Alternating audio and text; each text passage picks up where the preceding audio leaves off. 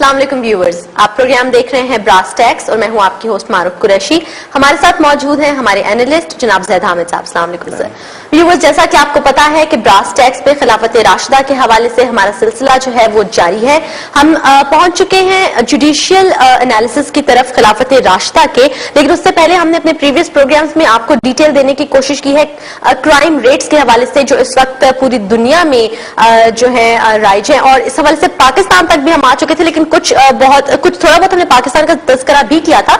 आज उसी सिलसिले को हम आगे बढ़ाएंगे और इसके साथ साथ जुडिशियल एस्पेक्ट्स जो है खिलाफत राशिदा के वो भी हम जानेंगे। जी ज़ैद साहब। मारूफ, देखिए, जो हमारी ये थीम है उसका मकसद बिल्कुल वाज़ेह है कि हम दुनिया को ये बताएं, अपने नौजवानों को, अपनी आने वाली नस्लों को, कि जो निजाम इस वक्त दुनिया में राइज है, चाहे वो ये सियासी निजाम है, डेमोक्रेसी या डिक्टेटरशिप के हवाले से, उसने जो तहजीब कायम की है, जो सिविलाइजेशन कायम की है, चाहे वो मशरक की हो या मगरिब की, ये तमाम तहजीबें वो हैं कि जिनमें इंसानियत, शराफत, हया, गैरत, इंसाफ, अदल मौजूद नहीं है। और अगर किसी माशरे में, बुजुर्ग कहते हैं कि एक कुफर के साथ तो एक माशरा किसी हद तक कायम रह सकता है, लेकिन जुल्म के साथ कोई माशरा कायम नहीं रहता। अमेरिका की मिसाल हम देख चुके हैं, उसके crime figures, crime statistics, crime rates हमने देखे हैं। दौलत की जिस तरह गैर मुनसिफाना तकसीम वहां पर है, सूद और रिबा के निजाम की वजह से, उस इकोनॉमिक सिस्टम की बात हम आइंदा भी करेंगे, लेकिन अपनी पहले पूरी सीरीज जो इकोनॉमिक टेररिज्म की हम कर चुके हैं, उसमें हमने पूरे सूद और रिबा के निजाम को एक्सप्लेन किया कि दुनिया में जब ये एक जुल्म का निजाम कायम होता है इकोनॉमिक सिस्टम की बुनियाद पर, जो एक माशरा ऐसा तश्कील देता है जिसकी बुनियाद मादियत पे होती है, मटीरियलिज्म पे होती है, तो जुल्म होना इंसान पर लाजिम है। ये बात कि इंसान जराइम भी करेगा, इखलाकी तौर पर खराबियां भी इसमें पैदा होंगी। जब उसको आखिरत की कोई खौफ नहीं है, अल्लाह रसूल का कोई खौफ नहीं है, जब रूहानी कोई एहसास नहीं है, कोई मोरालिटी, कोई आइडियोलॉजी नहीं है, तो उस माशरे को, इंसान को आप कानून बनाकर, लॉज बना के, जेलें बनाकर आप उसको इंसान नहीं बना सकते।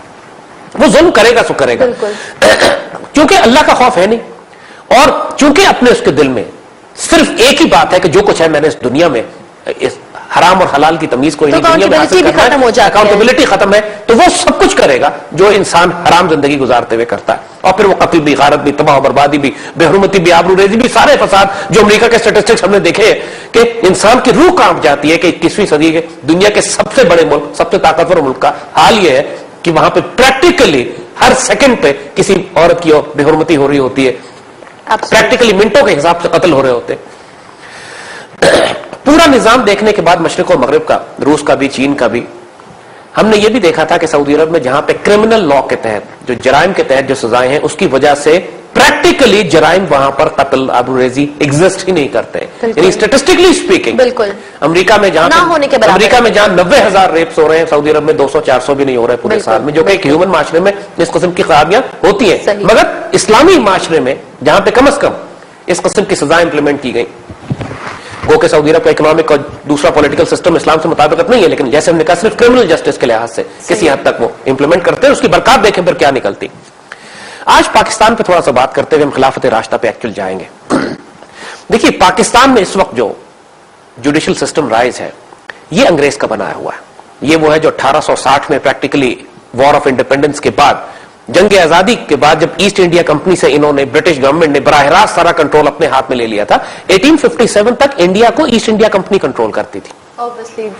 और जब बगावत बरपा हुई यहां पे, मुसलमानों ने मज़ाहमत की, पूरे हिंदुस्तान में तूफान बरपा हुआ, तो फिर ब्रिटिश क्राउन बराह रास्त यहां पर आया और उन्होंने 1860 में ऑलमोस्ट लाहौर की हाईकोर्ट कायम की और दिल्ली की हाईकोर्ट कायम हुई, और अपना ब्रिटिश लॉ लाके पूरा लाके यहां पर उन्होंने इंप्लीमेंट कर दिया एज इट इज यहां पे, और उसको मजीद लिखे कवानीन उसमें गुलाम कौम को गुलाम बनाकर रखने के लिए कॉलोनियल पूरा एक निजाम कायम किया उन्होंने जुडिशियल सिस्टम का। सेशंस कोर्ट्स बनाए, उसके ऊपर हाई कोर्ट्स बनाए, उसके ऊपर सुप्रीम कोर्ट बनाई, उसके ऊपर प्रिवी काउंसिल थी, यानी इसके ऊपर आप इंग्लैंड जाते थे केस लेके अपना।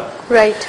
देखिए, किसी भी अदालती निजाम की, किसी भी जुडिशियल सिस्टम के इफेक्टिव होने की, उसकी अफादियत की जो चंद बेसिक पैरामीटर्स हैं कि जो इसको शरीयत के मुताबिक करती हैं, जो फितरत के मुताबिक करती हैं, वो ये कि नंबर 1 सबसे बड़ी बात कि उसके अंदर अदल और इंसाफ मिले लोगों को, ये पहली कंडीशन है। Right. अगर किसी निजाम में इंसाफ ही नहीं मिल रहा है तो अदालती निजाम का ड्रामा बनाने की क्या जरूरत है। इक्वालिटी, इक्विटी, जस्टिस, हर इंसान के साथ, हर इंसान को अदल मिले, चाहे वो अमीर हो चाहे वो गरीब हो, माशरे के किसी तबके का ताल्लुक रखता हो।